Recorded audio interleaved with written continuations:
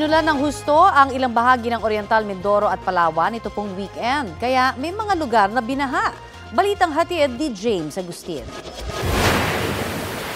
Ayan po, ito po ang sitwasyon ngayon. Sa gitna ng dilim na iligtas ang isang batang pasahero ng isang van sa barangay Isaub sa Aborlan, Palawan kagabi. Ayon sa mga rescuer, tinangay na rumaragas ang baha ang van habang binabagtas ang highway. Dahil napakadilim, hindi pa matukoy kung ilan lahat ang sakay ng van.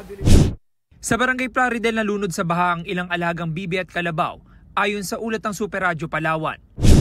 Ito yung area na may garden. Sa iba pang lugar sa Aborlan, mistulang dagat ng ilang taniman dahil sa baha. Ayon sa kanilang Municipal Disaster Risk Reduction and Management Office, mahigit 1,000 residente ang inilikas sa mga evacuation center.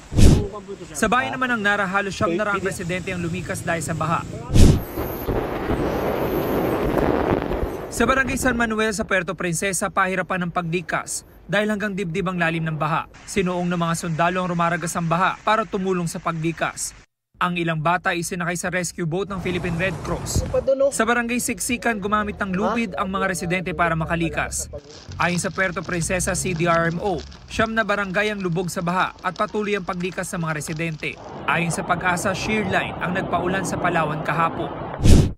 Sa Baco, Oriental Mindoro, critical level na ang Alag River dahil din sa malakas na ulang dala ng shear line at hanging amihan. Patuloy itong minomonitor ng mga otoridad. Ayon sa MDRMO, may mga barangay ring hindi madaanan ng lahat ng klase ng sasakyan dahil sa malalim na baha. James Agustin, nagbabalita para sa GMA Integrated News.